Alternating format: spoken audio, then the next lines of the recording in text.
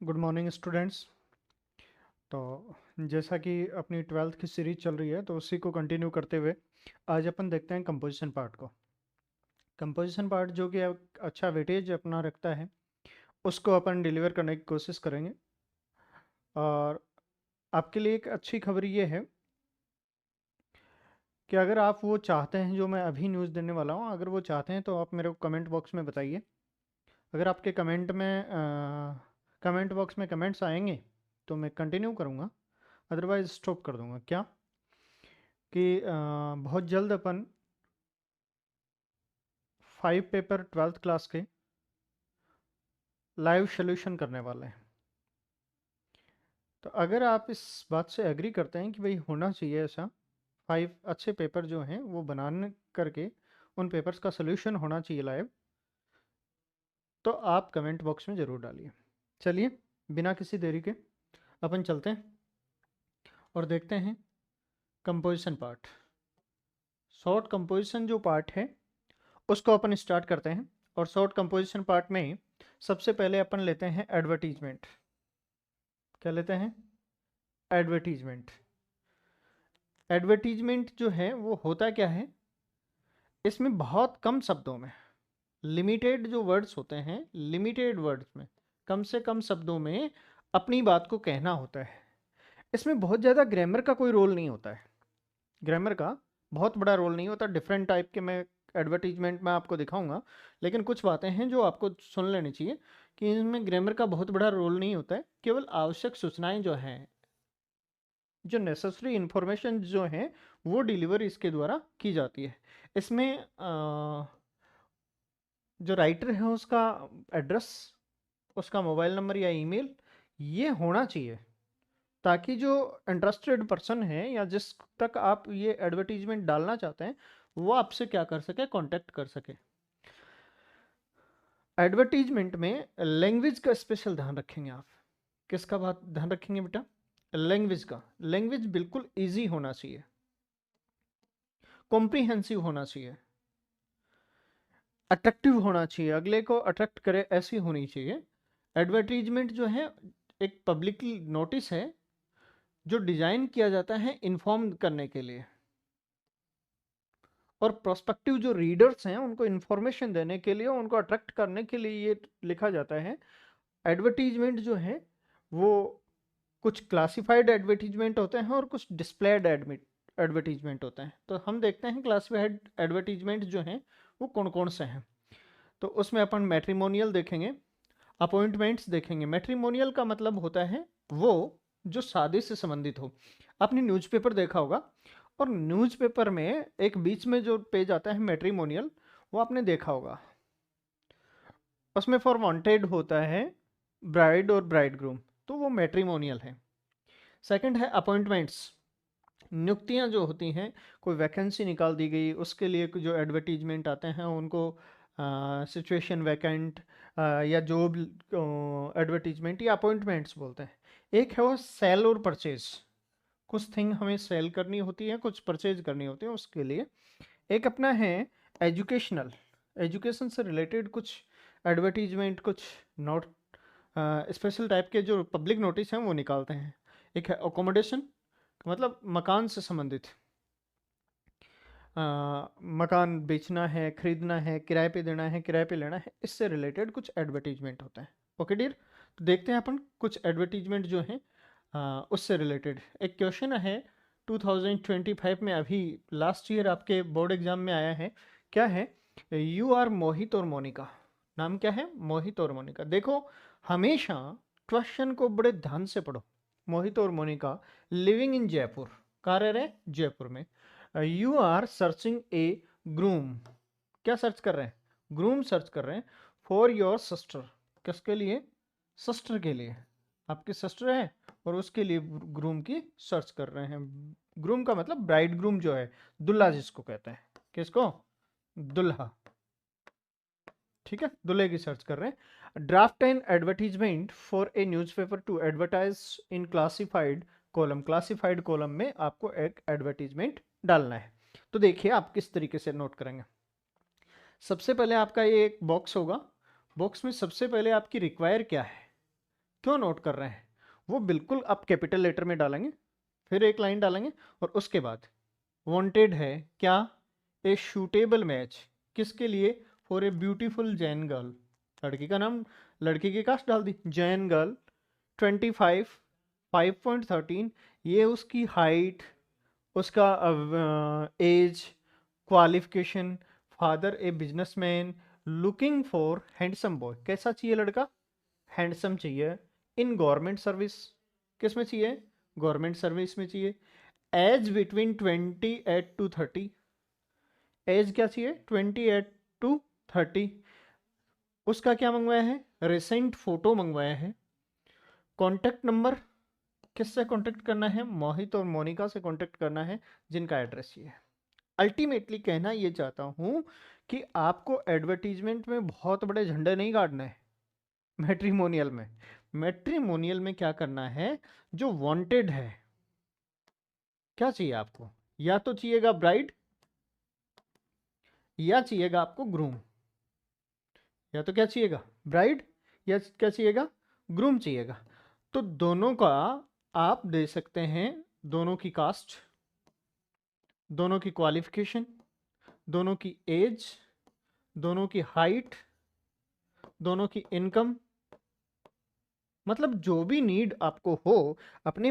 पहले जब mummy papa किसी के शादी के लिए लड़का या लड़की देखने जाते थे, तो उसकी क्या क्या कंडीशंस वो रखते थे कि भाई हमारी लड़की ऐसी है जो खाना पीना बना लेती है, और हमें एक लड़की की ज़रूरत है जो अच्छा कमाता हो, अच्छा पढ़ा लिखा हो, सोसाइटी में रहने वाला हो, ये बात है। तो वही अपन ने लिखा है, ठीक है। तो ये हुआ अपना ग्रूम वांटेड का, जो कि अपने लास्ट ईयर के एग्जाम में आ चुका है।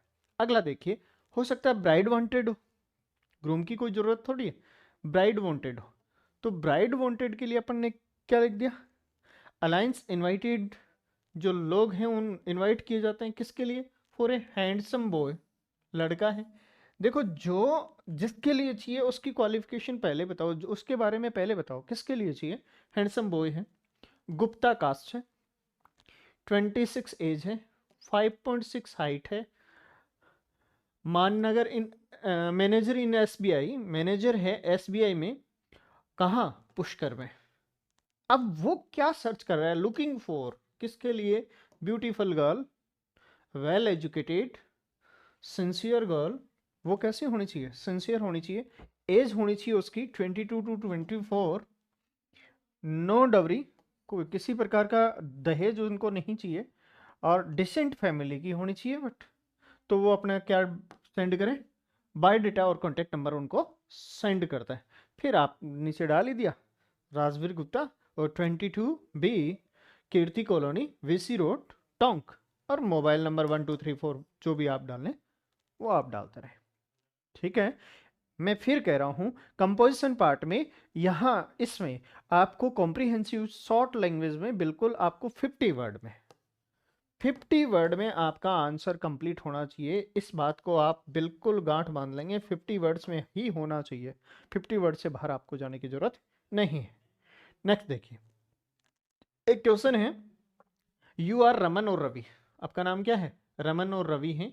Engineer who has just return Jaipur from Gujarat, Gujarat से जयपुर रिटर्न हुए। Draft a suitable advertisement, suitable क्या करना है? एडवर्टीजमेंट निकालना है। Seeking a suitable job for you, किसके लिए? सूटेबल जॉब के लिए, for you anywhere in Rajasthan, you are living at 15 Krishna Kunj Chaksu Jaipur, ठीक है। तो आपको क्या चाहिए? आपको जॉब चाहिए भाई, सिचुएशन वांटेड है। आप तो सिचुएशन वैकेंट नहीं, सिचुएशन वांटेड है। आपको क्या चाहिए? जॉब चाहिए। तो देखो, सिचुएशन वांटेड, सिचुएशन वांटेड कर दिया। ओके डियर, आगे देखिए, experience return from Gujarat, experience है, रिटर्न हुए हैं गुजरात से। 1 मिनट,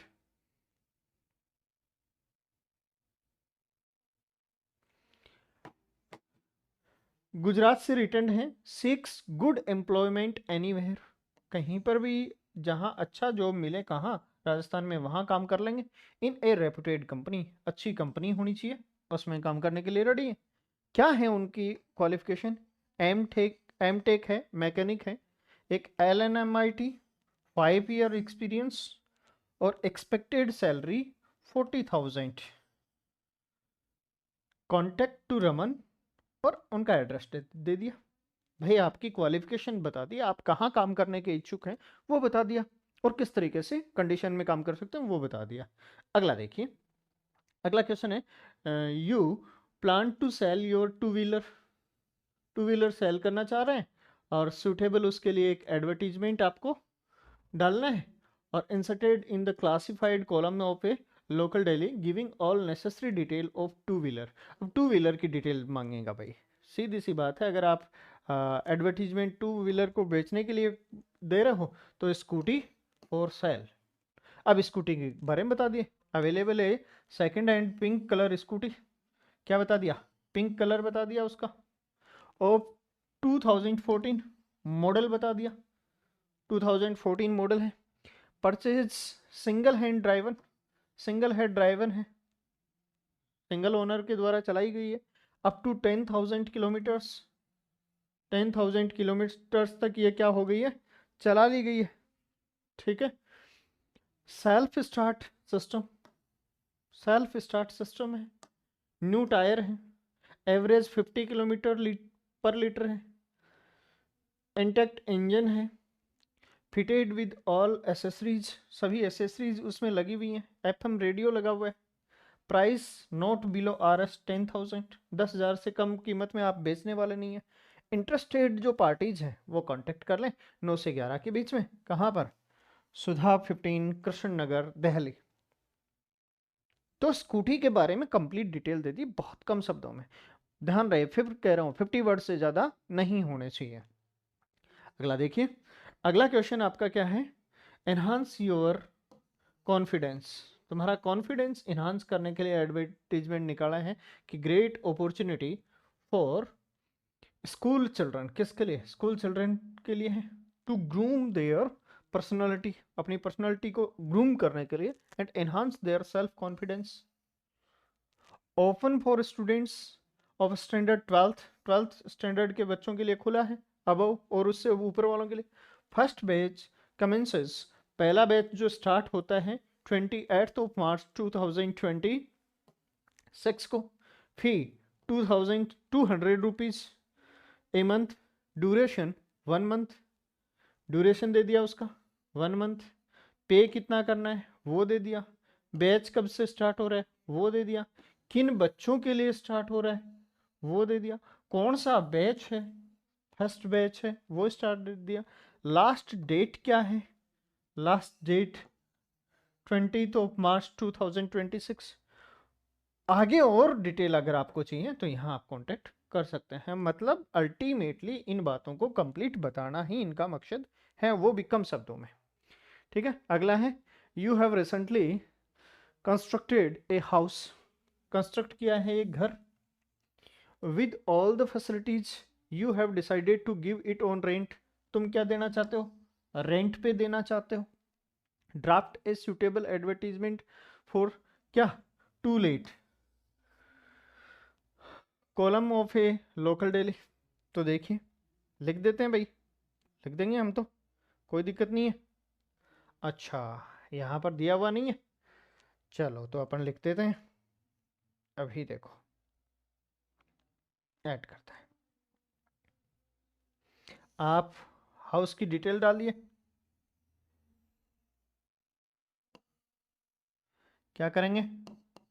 टू लेट, क्या डाल देंगे? टू लेट, फिर डाल देंगे available a 3 bedroom house with attach let bath, attach T&B and open kitchen with open kitchen in dining hall, rent 8,000 per month,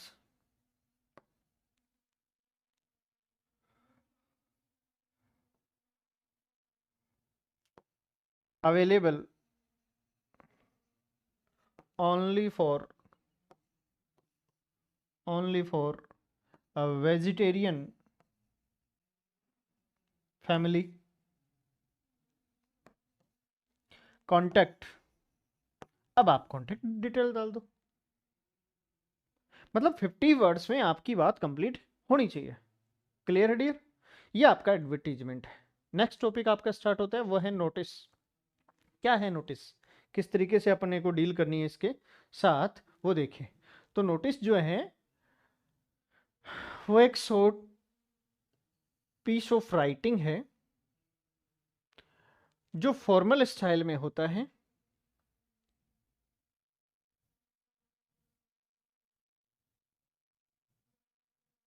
ये ऑर्गेनाइजेशन वगैरह में अनाउंसमेंट के लिए काम में आता है। इवेंट्स, सेलिब्रेशन, ओकेजन्स जो हैं उनको अनाउंस करने के लिए काम में आता है। कौन? नोटिस। तो ये शॉर्ट कंपोजिशन जो है, इसमें होना क्या चाहिए, ये एक तो आई कैचिंग होना चाहिए। सबसे इंपॉर्टेंट बात है नोटिस में आई कैचिंग होना चाहिए, आकर्षक होना चाहिए, आई कैचिंग उसका कैप्शन होना चाहिए जो कैप्शन डाल रहे हैं। दूसरा, शुड नोटिस हमेशा ब्रीफ होना चाहिए, शॉर्ट होना चाहिए और टू द पॉइंट लिखा हुआ होना चाहिए, तभी वो नोटिस है। अदरवाइज किसी टाइप का कोई नोटिस उसमें नहीं है। तो टू द पॉइंट जो लिखा हुआ होता है वही आपका क्या है, नोटिस है। 1 मिनट, आपकी जो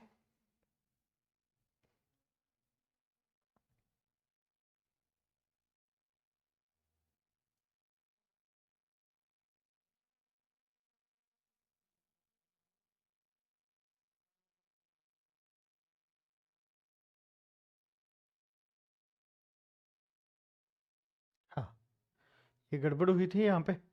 तो देखिए नोटिस में क्या क्या आपको डालना होता है वो देखिए।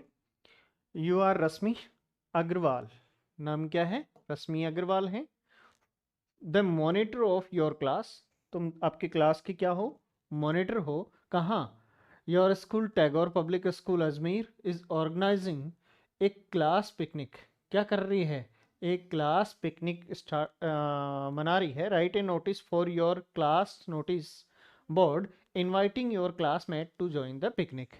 तुम्हारी जो स्कूल है वो एक क्लास पिकनिक ऑर्गेनाइज कर रही है और तुम क्लास के मॉनिटर हो, तो तुम तुम्हारे क्लास के नोटिस बोर्ड पे एक नोटिस डालो। किसको? किसको बुलाने के लिए? तुम्हारे क्लासमेट्स को बुलाने के लिए कि भाई इस दिन का पिकनिक है, ऐसे ऐसे है, तो उसके लिए। अब देखो मैं ये क्यों बता रहा हूँ, मेरा मकसद यहाँ पर है तुम्हें फॉर्मेट समझाना, ठीक है, आंसर्स बताना नहीं। सबसे पहले आप जिस इंस्टीट्यूट का इशूइंग इंस्टीट्यूट है, जो ऐसा इंस्टीट्यूट जो नोटिस इशू कर रहा है, जो नोटिस राइट कर रहा है, नोटेट डाउन कर रहा है, जोटेट डाउन कर रहा है, नेम ऑफ इंस्टीट्यूट डालेंगे सबसे पहले। हो सके तो कैपिटल लेटर में डालें, उसके बाद एक स्पेस छोड़ करके वर्ड नोटिस जो है वो कैपिटल लेटर में डालें। इसको आप बॉक्स में बना सकते हैं। इसमें आप क्या बना सकते हैं, अच्छा सा एक सोना सा बॉक्स बना सकते हैं ताकि और बेहतर लगे। ठीक है भाई, एक सोना सा बना लें बॉक्स। उसके बाद लेफ्ट हैंड साइड आप नोट करेंगे डेट। ठीक है, लेफ्ट हैंड साइड डेट। उसके बाद आई कैचिंग जो हेडिंग है, ये आप मिड में देखो, ऊपरी ऊपर इशूइंग जो इंस्टीट्यूट है वो बीच में, नोटिस बीच में, और उसी में आपका हेडिंग, सब्जेक्ट जिसको बोल सकते हैं, वो आप डालेंगे। ठीक है, उसके बाद आप लिखना शुरू करेंगे इसका बॉडी पार्ट। तो सबसे पहले देखो, you will be please to know, ये फॉर्मल स्टाइल है, मैंने पहले बता दिया नोटिस फॉर्मल स्टाइल में लिखे जाते हैं। Please to know that school is organising, कौन ऑर्गेनाइज करवा रहा है, ऑर्गेनाइजर कौन है, स्कूल है। ए पिकनिक, क्या ऑर्गेनाइज करवा रहा है, इवेंट क्या है, पिकनिक है। टू पुष्कर, कहाँ? पुष्कर लेक के लिए है। For our class on 19th of September, कब है? 19th ऑफ सितंबर को है। The class will leave at 6 AM and return 7 PM। 6 बजे मॉर्निंग में 6 बजे क्लास जाएगी और इवनिंग में 7 बजे वापस आ जाएगी। दोज हु आर इंटरेस्टेड, जो इसमें क्या है, इंटरेस्टेड हैं पिकनिक में जाने के लिए, वो अपनी फी जो है वो सबमिट करवा दे।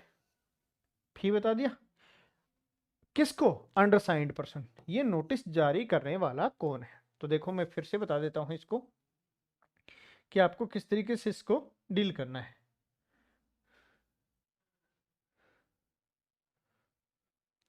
चलो एक और एग्जांपल के थ्रू ही समझ लेते हैं अपन, और एक एग्जांपल लेते हैं।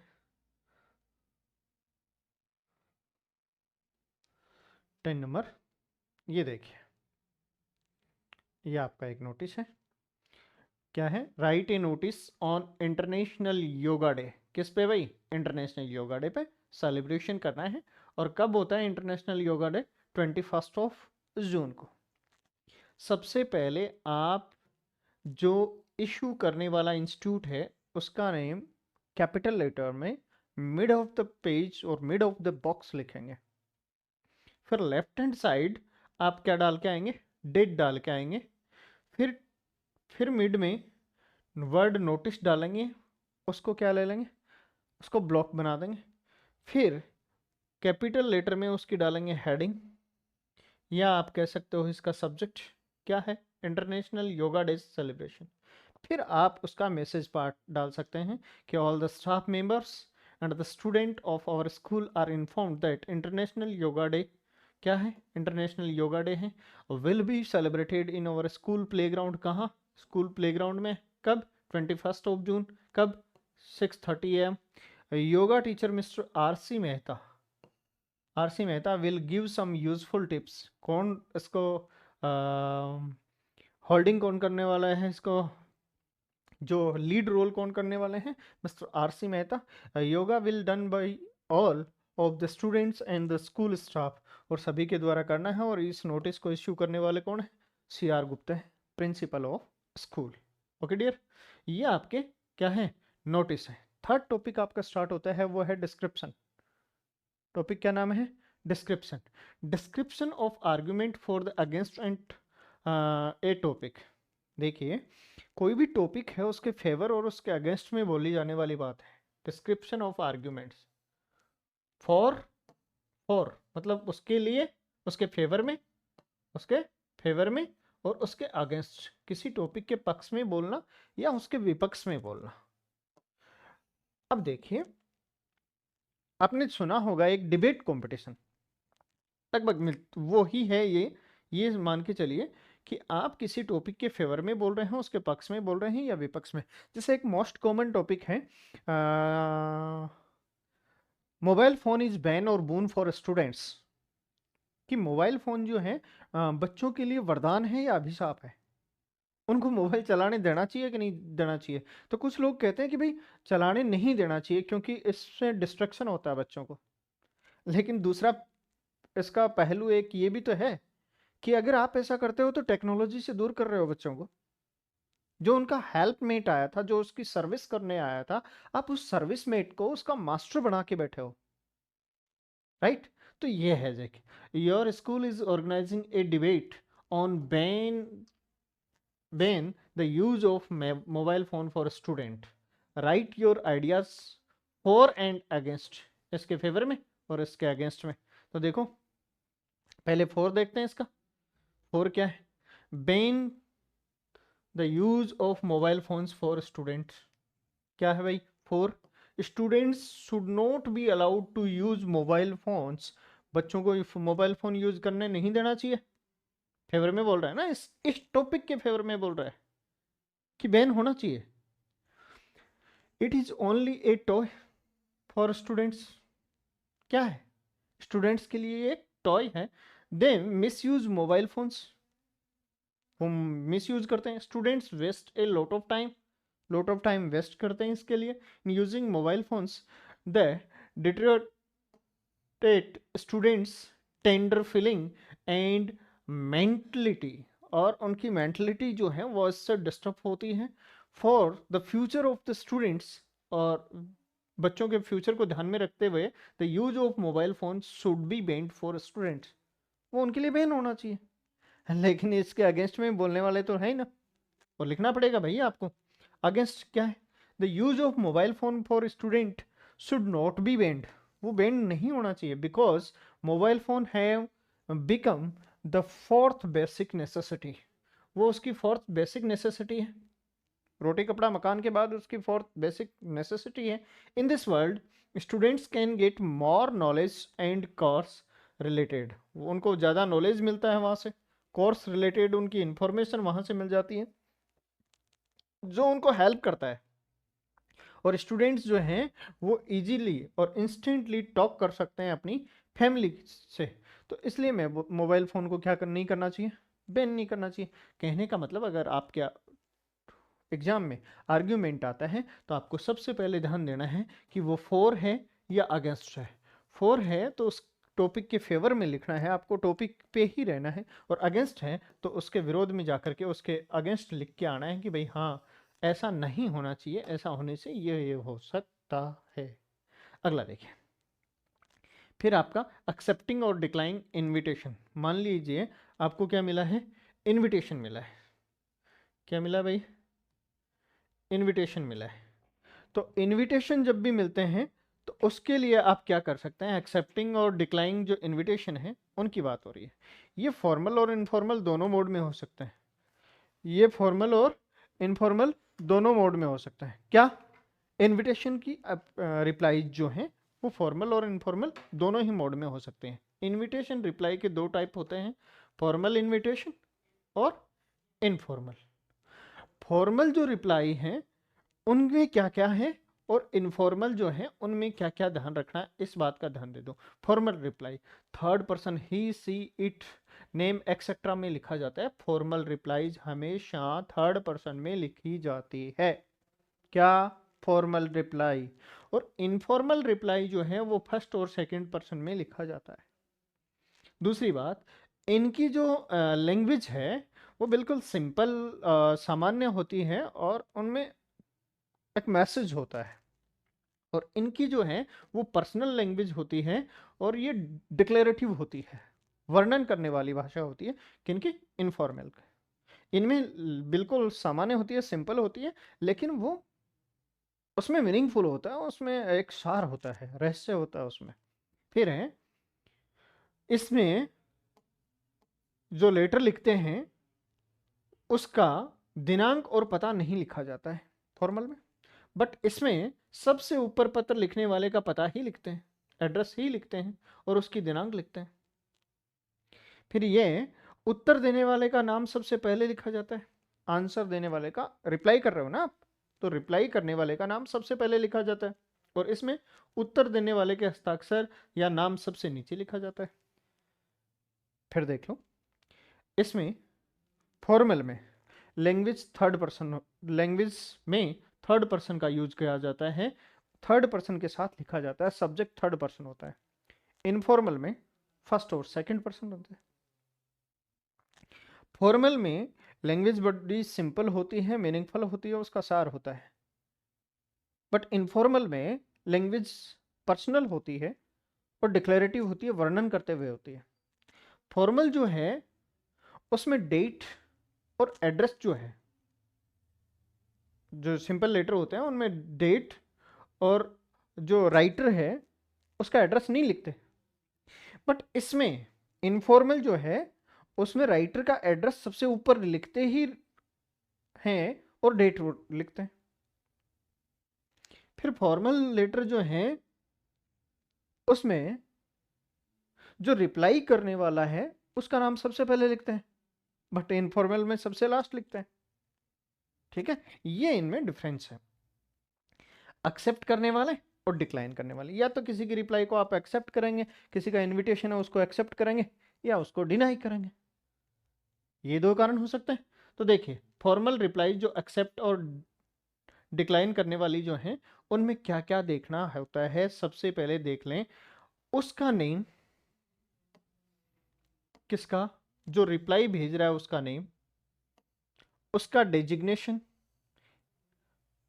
किसका, सेंडर का, सेंडर का नेम और डेजिग्नेशन लिखना होता है।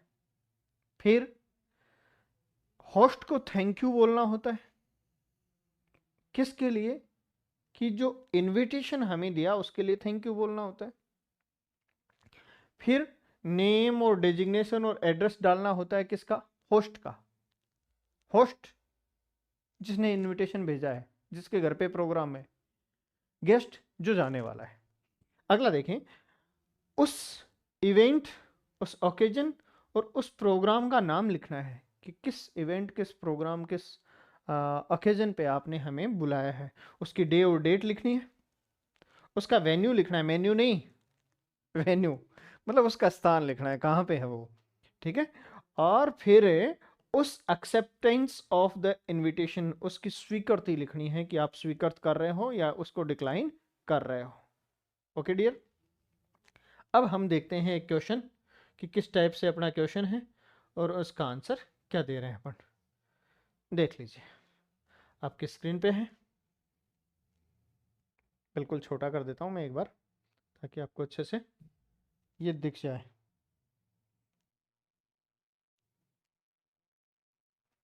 One minute.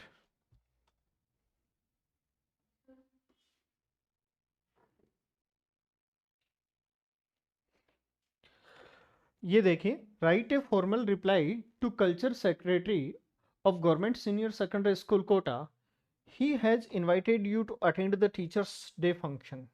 देखो कौन है, write a formal reply, formal reply लिखना है to the cultural secretary of the government senior secondary school Kota, he has invited you attend the teachers day function. क्या करने के लिए, teachers day function invite on 5th of September 2026 at 11 a.m. You are Mangal RP in CBO Rampur. Respond to the invitation accepting it. अब CBO हो और आपको एक वो मिला है इनविटेशन, आप उसके लिए क्या कर रहे हो, उसका रिप्लाई दे रहे हो। ठीक है भाई। अब देखिए, सबसे पहले ये बॉक्स है भाई, आपको लिखना ये वाला है, ये वाला पार्ट आपको लिखना है। बाहर जो दे रखा है वो आपको समझाने के लिए दिया हुआ है। सबसे पहले mister Mangal RP in DPP Rampur, thanks. Name and designation and address of the sender, आपको जिसने इनवाइट किया है उसको सबसे पहले थैंक यू बोलो। ठीक है, कर दोगे इतना काम, कर दोगे ना, ठीक है। आगे देखो, the cultural secretary of government senior secondary school Kota for his kind invitation to attend the teachers day function on Monday. किसके लिए बोल रहे हो थैंक यू, किसको बोल रहे हो, ये mister Mangal RP DPP Rampur, thanks the cultural secretary of the senior secondary school Kota for his. देखो फिर कह रहा हूं मैं, सेंडर, ये सबसे पहले कौन है, सेंडर है। ये कौन है, ये होस्ट है, ये रिसीवर है जो आपकी रिप्लाई को एक्सेप्ट करेगा। देखो अगर मैं कहूं तो इसके घर पे तो है प्रोग्राम, इसने तो सेंड किया है, सेंड किया है, क्या सेंड किया है, क्या सेंड किया है, इनविटेशन।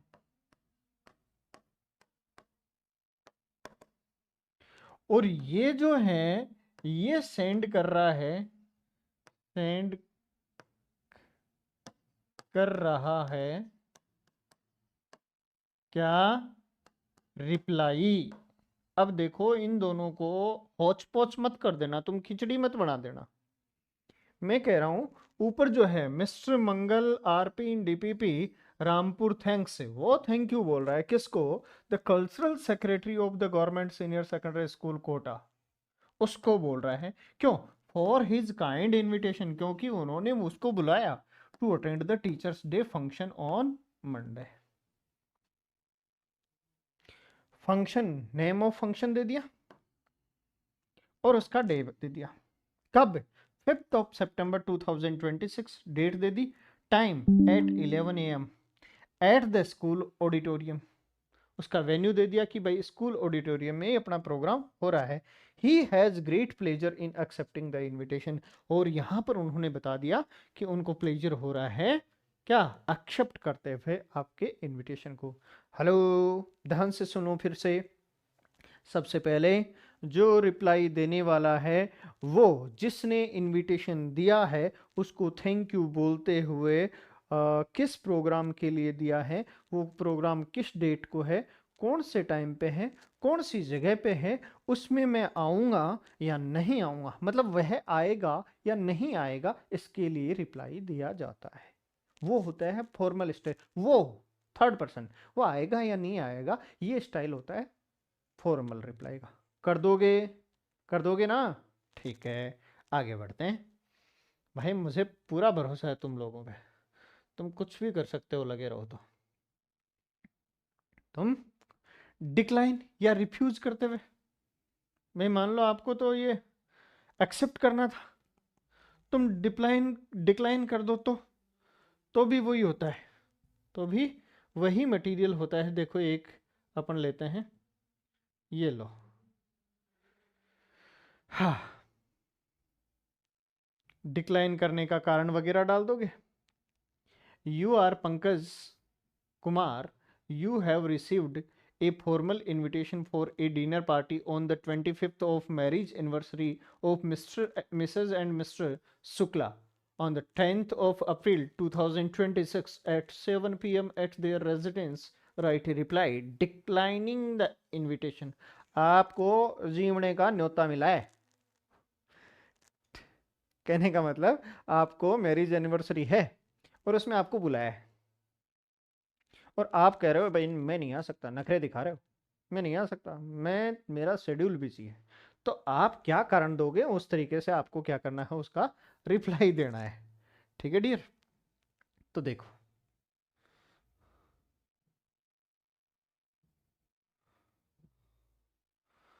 वन मिनट,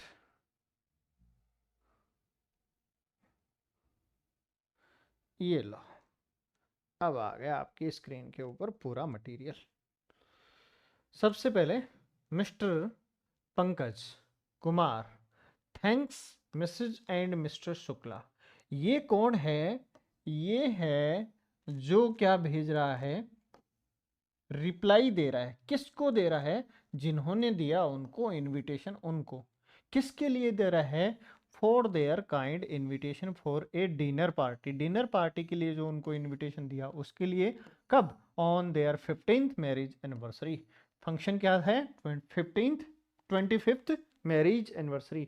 ऑन कब? 10th of April 2026। टाइम क्या? 7 PM। एट कहाँ पर है? उनके रेजिडेंस पर है। बट रिग्रेट्स, लेकिन उसको दुख है इस बात का कि वो अनेबल रहेगा, इस पार्टी को ज्वाइन नहीं कर सकता, और दिस ऑस्पियस एस्पियस ओकेजन को। क्यों? क्यों? क्योंकि उसके कुछ प्रीवियस एंगेजमेंट्स हैं, उसकी वजह से वो इनमें शामिल नहीं हो सकता। He wishes them, one minute, he wishes them happy marriage anniversary. Okay dear, ये आपका मटेरियल रहा, और इसी के साथ आपका ये डिक्लाइन कंप्लीट हो जाएगा। आगे देखिए, आगे अपन देखते हैं